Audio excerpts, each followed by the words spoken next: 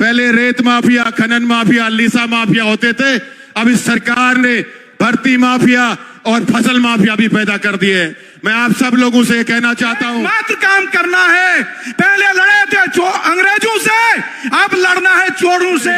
आपके लिए एक प्रश्न खड़ा कर दिया इस भारतीय जनता पार्टी ने, क्योंकि आने वाला समय जब आपके बच्चे जवान होंगे तो आपसे प्रश्न करेंगे। जब उत्तराखंड की भारतीय जनता पार्टी की सरकार उत्तराखंड में भ्रष्टाचार बढ़ा रही थी, उत्तराखंड की भूमि को बेच रही थी, युवाओं के रोजगार को बेच रही थी, लगातार अपराध को बेच रही थी, तो तब आप लोग सड़कों पर क्यों नहीं निकले? आप लोगों ने संघर्ष क्यों नहीं किया? मैं आप सबका बहुत बहुत स्वागत, अभिनंदन करना चाहता हूं। साथियों, कांग्रेस पार्टी का इतिहास, हमारे वो पूर्वजों का इतिहास जिन्होंने हमारे देश को आजादी दिलाने के लिए एक लंबा संघर्ष किया और हजारों हजार शहीदों ने अपने प्राणों की आहुति दी।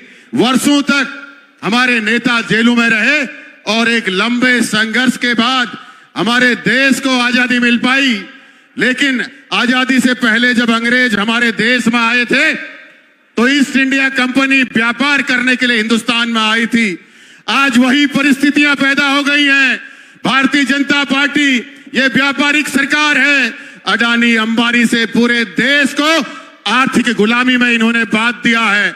इसलिए हम कांग्रेस जनों की नैतिक जिम्मेदारी बनती है कि जिस देश की आजादी के लिए हमारे पूर्वजों ने एक लंबा संघर्ष किया, हजारों हजार लोगों ने अपने प्राणों की आहुति दी, ये भारतीय जनता पार्टी आज हमारे देश को फिर आर्थिक गुलामी की ओर ले जा रही है।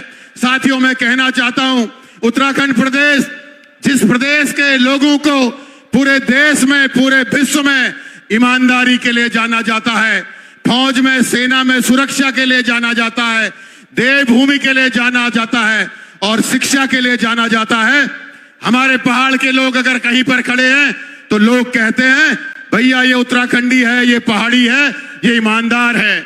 लेकिन आज बड़े दुर्भाग्य की बात है, इस भारतीय जनता पार्टी की सरकार ने पूरे देश में भ्रष्टाचार में नंबर 1 पर हमारे इस ईमानदार छवि वाले प्रदेश को लाकर खड़ा कर दिया है। अगर आज भारत के अलग अलग राज्यों की बात होती है तो भ्रष्टाचार पर कोई बात होती है तो नंबर 1 पर उत्तराखंड आता है कि सबसे भ्रष्टाचारी प्रदेशों में सबसे भ्रष्टाचारी सरकार ये उत्तराखंड की भाजपा सरकार है। मैं आपसे कहना चाहता हूं साथियों, युवा मुख्यमंत्री की बात करते हैं और उत्तराखंड के युवाओं के रोजगार का लगातार सौदा होता जा रहा है। हाकम सिंह जैसे अपराधी, जो ये सरकार कहती है कि हमने मजबूत नकल विरोधी कानून बना दिया, तो हाकम सिंह जैसे अपराधी जिन्होंने युवाओं की नौकरियों का सौदा किया, युवाओं के भविष्य का सौदा किया, वो आजाद घूम रहे हैं। हाईकोर्ट से उन्हें क्लीन चिट मिल जाती है क्योंकि इस भारतीय जनता पार्टी की सरकार हाकम सिंह के साथ मिलकर खुद भर्ती माफिया पैदा कर रही है। पहले रेत माफिया, खनन माफिया, लीसा माफिया होते थे। अब इस सरकार ने भर्ती माफिया और फसल माफिया भी पैदा कर दिए। मैं आप सब लोगों से कहना चाहता हूं, आज उत्तराखंड में कांग्रेस की सरकार आना जरूरी है, क्योंकि कांग्रेस की सरकार ही हमारे इस उत्तराखंड को बचा सकती है, इस उत्तराखंड को भ्रष्टाचार मुक्त कर सकती है, इस उत्तराखंड को अपराध मुक्त कर सकती है, इस उत्तराखंड के युवाओं को उत्तराखंड में रोजगार देने का काम कर सकती है। इस भारतीय जनता पार्टी ने कण कण बेचना शुरू कर दिया है। हमारे प्रदेश की धरोहर जॉर्ज एवरेस्ट 60,000 करोड़ की जगह उसे बाबा रामदेव, लाला रामदेव को कौड़ियों के भाव दे दिया है। रुद्रपुर में, सिटकुल में अपने चहीतों को 18 एकड़ जमीन कौड़ियों के भाव इन्होंने दे दी है। लगातार चीजें बेचते जा रहे हैं। शासन प्रशासन इनके लिए वसूली के अड्डे बन गए हैं।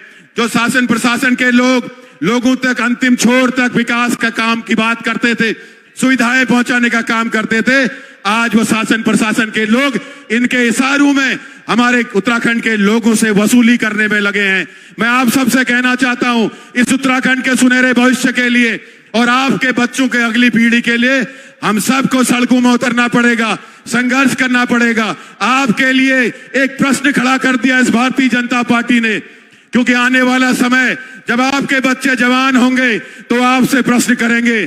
जब उत्तराखंड की भारतीय जनता पार्टी की सरकार उत्तराखंड में भ्रष्टाचार बढ़ा रही थी, उत्तराखंड की भूमि को बेच रही थी, युवाओं के रोजगार को बेच रही थी, लगातार अपराध को बेच रही थी, तो तब आप लोग सड़कों पर क्यों नहीं निकले? आप लोगों ने संघर्ष क्यों नहीं किया? यह सवाल आपके सामने खड़ा होने वाला है। इसलिए हम सब लोगों को आज यहां से यह संकल्प लेकर जाना है कि हम सब लोग इस उत्तराखंड के युवाओं के सुरक्षित भविष्य के लिए, महिलाओं के सुरक्षित भविष्य के लिए, किसानों की आय दुगनी करने के लिए हम सब लोग संकल्पबद्ध होंगे और 2027 के लिए मनभेद मतभेद को भूलकर इस उत्तराखंड को बचाने के लिए हम सब लोग कांग्रेस के प्रत्याशी के साथ खड़े होकर कंधे से कंधा मिलाकर उसे विधानसभा पहुंचाने का काम करेंगे। पुनः आप सब लोगों का बहुत बहुत धन्यवाद। जय हिंद, जय भारत, जय उत्तराखंड। मैं ज्यादा समय नहीं लूंगा, मैं केवल अपने युवाओं से और अपनी मातृशक्ति से एक निवेदन करूंगा कि यह अल्मोड़ा की यह भूमि जब अंग्रेजों से लड़ाई लड़ी गई थी इस देश की आजादी के लिए, तो हमारे गांव गांव के नेता इस अल्मोड़ा में आकर जेल भरने का काम किया और अंग्रेजों को इस देश से खदेड़ने का काम किया।